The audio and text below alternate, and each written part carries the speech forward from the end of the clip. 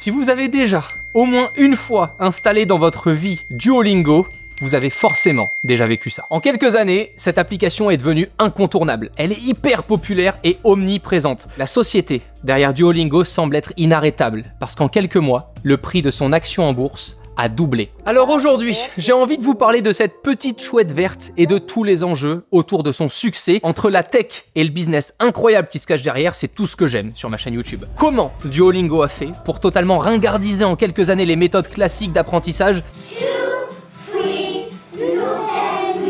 mais aussi tous ses concurrents qui peinent à exister en face de ça. Comment Duolingo utilise les codes et les méthodes des jeux vidéo pour nous rendre accros.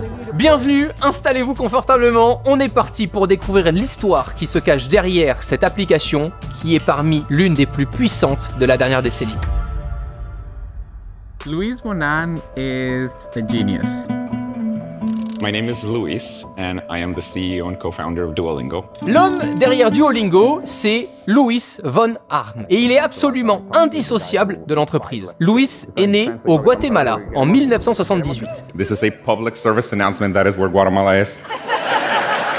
Et le moins qu'on puisse dire, c'est qu'il est brillant. Alors qu'il est étudiant à la prestigieuse université de Duke aux États-Unis, au tout début de l'année 2000, il réfléchit à un système qui pourrait permettre de différencier les humains et les programmes malveillants, notamment lors de l'accès à un site internet. Vous voyez ce truc qu'on doit remplir en réécrivant la phrase avec les lettres bizarres? Ça s'appelle le CAPTCHA, et c'est Luis qui l'a inventé. CAPTCHA, which stands for Completely Automated Public Turing Test to Tell Computers and Humans Apart. Et comme répondre à un besoin, c'est pas suffisant pour Luis, il invente un service dans le service. ReCAPTCHA. Vous voulez accéder à un site web et on veut s'assurer que vous n'êtes pas un robot. On vous donne une image d'un texte ancien que l'ordinateur n'arrivait pas à déchiffrer correctement pour numériser le livre. Vous remplissez le CAPTCHA et en même temps que de prouver que vous êtes un humain, vous venez de travailler gratos en numérisant une partie du livre difficile à lire par un ordinateur. Alors pas besoin de payer des personnes chargées de numériser des millions de livres, ce sont les internautes qui s'en sont occupés gratuitement et sans même le savoir. Donc vous avez déjà, très probablement, bossé pour Luis. Entre-temps, la technologie a pas mal évolué pour arriver à un stade où ce ne sont plus des mots à réécrire, mais des objets à différencier sur des photos. Ça a commencé par des numéros de maison ou encore des panneaux de signalisation, et ça a permis de rendre Google Street View plus précis. Désormais, on a plus souvent des bus, des vélos ou encore des ponts à sélectionner. Celui-là, il me rend fou parce qu'à chaque fois, il n'y a jamais assez de ponts. C'est jamais la même image. Après, tu dois passer à l'image 2. Ça prend 3 heures. Mais à la fin, ça marche. Ça permet entre autres d'entraîner des modèles d'IA qui sont utilisés dans des véhicules autonomes comme Waymo, les voitures sans pilote. Vous avez jamais testé? C'est à essayer. C'est un poil flippant, mais c'est à essayer. Et si j'ai mentionné des projets de Google, c'est parce que le petit side project à quelques millions de dollars de Luis von Ahn se fera finalement racheter par le géant Google pour quelques millions de dollars justement. Mais au même moment de ce rachat, Luis a déjà en tête son nouveau projet. So what we've been working on for the last year and a half is a new website. It's called Duolingo, where the basic idea is people play Duolingo, or as people use Duolingo, people learn a new language for free while simultaneously translating the web. Luis veut traduire le web tout entier. L'idée de Duolingo, il la dévoile dans une conférence TED qu'il donne à l'université de Carnegie Mellon en 2011. Il part du principe qu'en mettant au travail des internautes, sans qu'ils le sachent, on peut obtenir des résultats extraordinaires. The thing is, during those 10 seconds, while you're typing a CAPTCHA, your brain is doing something amazing. Your brain is doing something that computers cannot yet do. Ce qu'il a déjà pu prouver avec la technologie CAPTCHA, aujourd'hui, il veut utiliser la même technique pour permettre aux internautes d'apprendre une langue étrangère gratuitement. Et il estime qu'à l'époque, plus d'1 milliard de personnes pourraient être intéressées par un tel service. Today, there are over 1.2 billion people learning a foreign language. C'est là qu'il se dit qu'il peut permettre d'apprendre aux gens du vocabulaire tout en traduisant des sites internet. Le nom de code, Duolingo. La méthode de Luis reprend le dessus, un service dans un service. Alors concrètement, une phrase issue d'un site internet s'affiche sur ton écran, t'as plusieurs options pour traduire et tu dois choisir la bonne. Le projet de Luis compte plusieurs centaines de milliers d'utilisateurs, de quoi avoir énormément d'infos chaque jour pour faire en sorte que les traductions soient les plus précises possibles. Et au vu de l'engouement, Luis et son associé Severin Hacker, son nom était déjà un peu une prédiction de son avenir. Ils intègrent plusieurs jeux ludiques liés aux mots traduits afin de mieux les mémoriser. Et avec une croissance exponentielle, les deux entrepreneurs se rendent compte qu'il y a un potentiel qui peut aller bien au-delà de la simple traduction du web.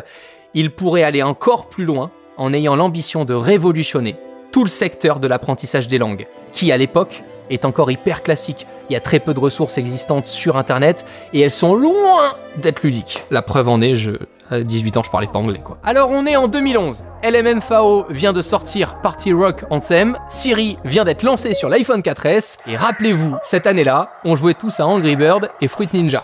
C'est ça, 2011. Bon, et ce que j'ai pas dit, c'est qu'au-delà d'être un nerd brillant, Louis Van Aan a un peu le seum quand même contre le système. Quand il était dans son pays d'origine, au Guatemala, il a dû passer un test qui s'appelle le TOEFL, c'est celui qui permet d'obtenir un score pour montrer ta capacité en anglais. Ça lui a coûté 1200 $, avec le billet d'avion pour aller jusque dans le centre d'examen situé dans le pays d'à côté. Ça l'a saoulé et ça l'a sûrement encouragé à développer un logiciel qui allait disrupter toute une industrie.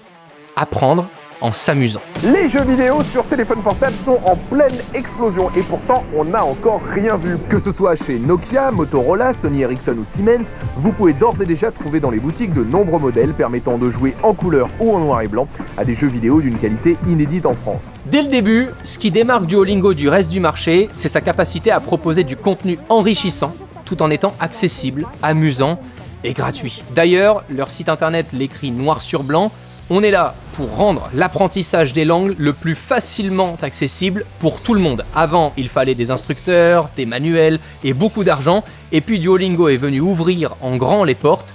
Tout ce dont tu as besoin, c'est d'un écran, d'une connexion internet, et tout est possible. Et pour ça, Duolingo ne compte pas réutiliser les méthodes du passé. Le marché du smartphone est en plein développement. 2013, l'année de tous les records pour les ventes de smartphones. 1 milliard ont été écoulés, une croissance de plus de 39%.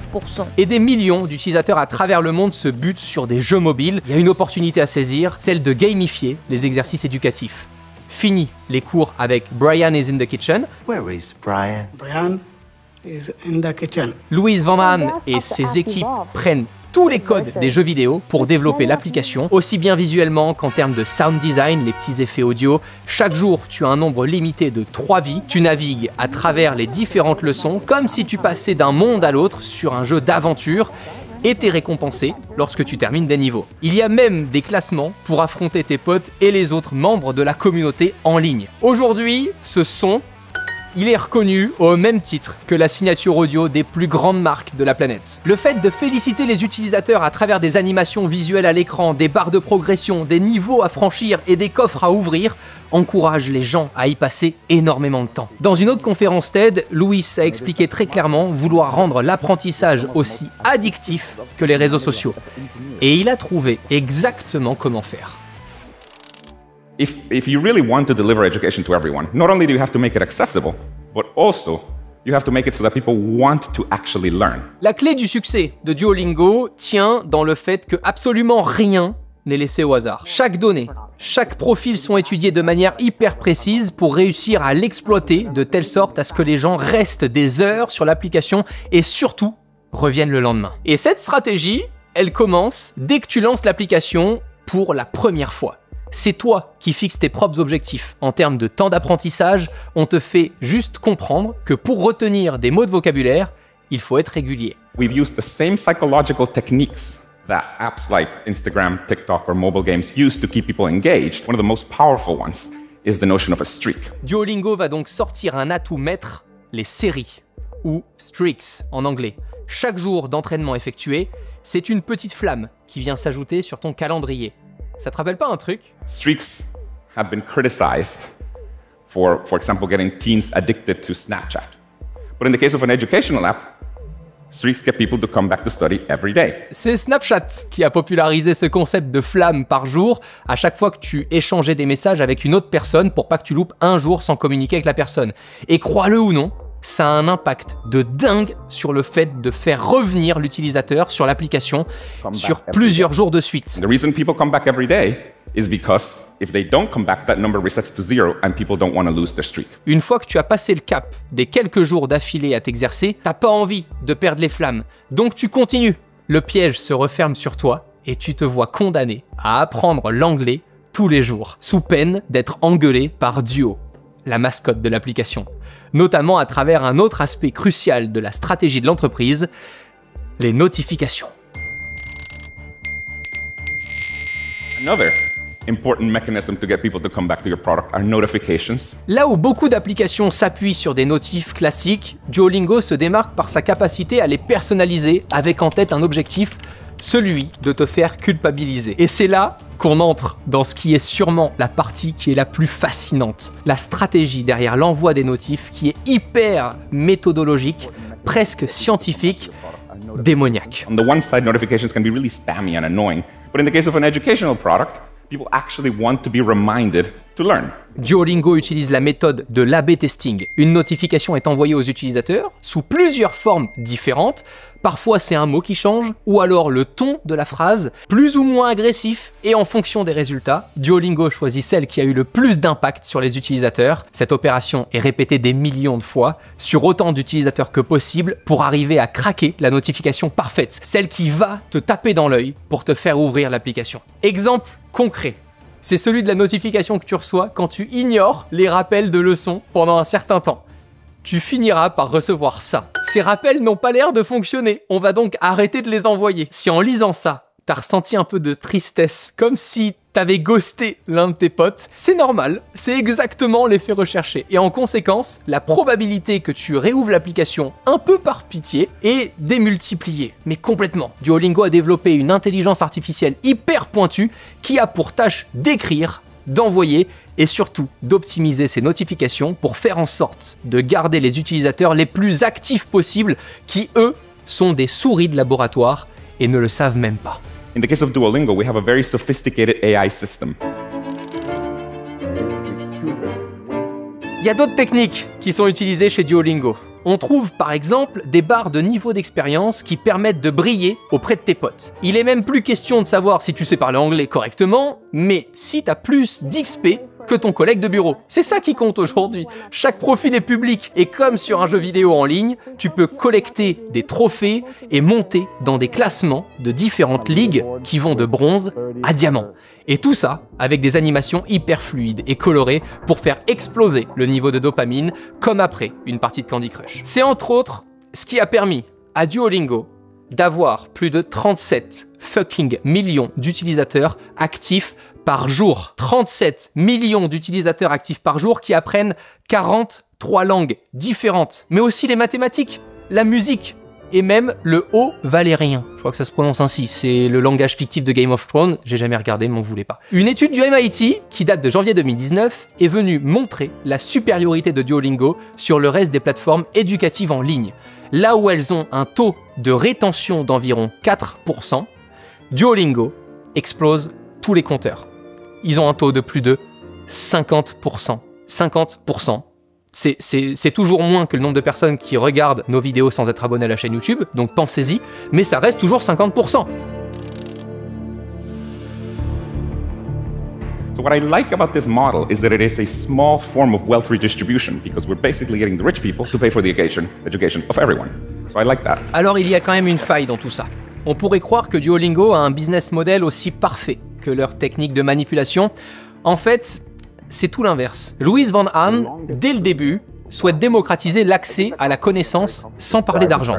C'est absolument pas son truc, l'argent. Au tout début du projet, les fondateurs auraient même hésité à lancer leur structure en tant qu'organisation à but non lucratif. Et aujourd'hui, encore, ça peut se ressentir dans la stratégie de l'application. Duolingo est basé sur un modèle freemium, c'est-à-dire que tous les contenus sont gratuits, mais entrecoupés de publicité. Duolingo uses a freemium model to support itself.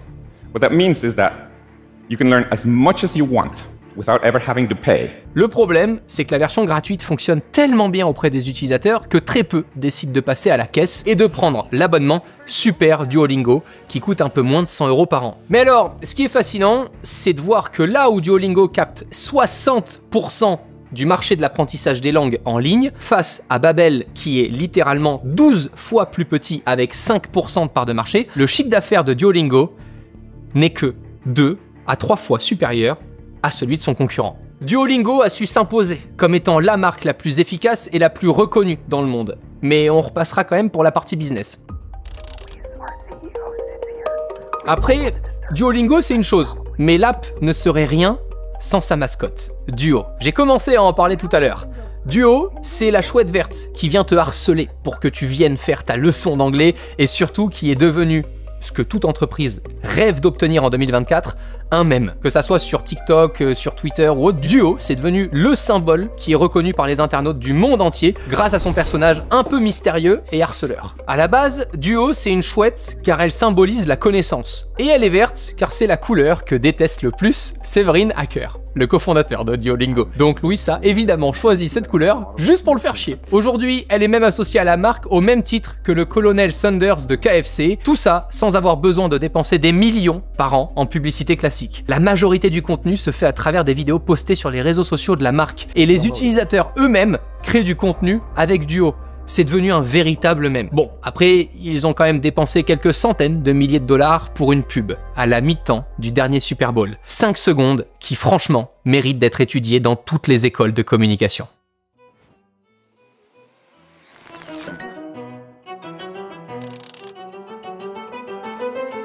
Maintenant qu'on a compris pourquoi cette application est si puissante et que Louis a toujours 1 ou 2 coups d'avance, une seule question doit vous brûler les lèvres.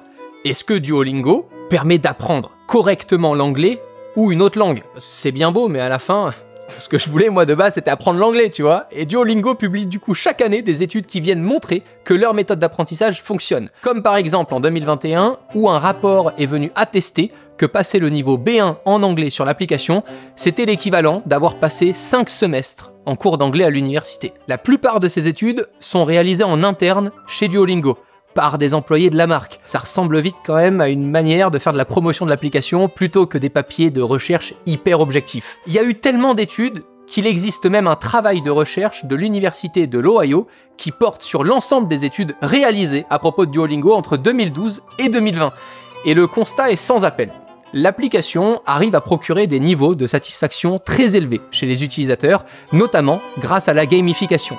Les gens adorent utiliser les outils de Duolingo et donc forcément, le plaisir que ça apporte vient amplifier le sentiment d'apprendre correctement. C'est amusant, c'est engageant, mais derrière, c'est peut-être pas la méthode parfaite pour devenir bilingue.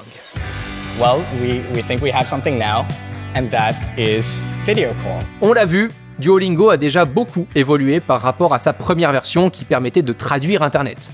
La suite, il faut regarder du côté de l'IA, des intelligences artificielles, parce que dernièrement, ils ont lancé Duolingo Max, un abonnement qui permet de passer des appels vidéo avec les personnages emblématiques de l'application, comme Lily. Salut, comment ça va? Bien Lily, comment ça va? Ça permet de répondre à une problématique de longue date, celle qui dit qu'il faut pratiquer la langue pour apprendre efficacement. Les phrases de Lily sont générées en temps réel grâce à GPT-4 d'OpenAI, de quoi permettre aux utilisateurs d'avoir un échange vocal plus vrai que nature pour réviser mes scripts. En anglais, par exemple, je vous le partage, je lance perso des conversations en audio avec ChatGPT et je lui demande de jouer à la fois mon interlocuteur pour répondre aux questions tout en jouant le rôle d'un prof qui peut me reprendre. J'ajoute même le fait de différencier les deux personnes par la voix d'un homme et d'une femme pour que je ne sois pas perdu. C'est incroyablement efficace. C'est peut-être ce genre de fonctionnalité qui fera passer un utilisateur qui jusqu'à aujourd'hui ne payait pas et qui peut-être demain passera à des fonctionnalités payantes sur Duolingo pour réellement pratiquer la langue. En tout cas, ce qui est sûr, c'est que ça ne changera pas la valeur de Duolingo, qui aujourd'hui est estimée à 15 milliards de dollars. Et le fondateur, Louis, est devenu milliardaire depuis que le cours de l'action de l'entreprise s'est envolé ces derniers mois. Je suis persuadé que cette histoire que je viens de te raconter ne fait que commencer, et je serai là avec vous pour découvrir la suite.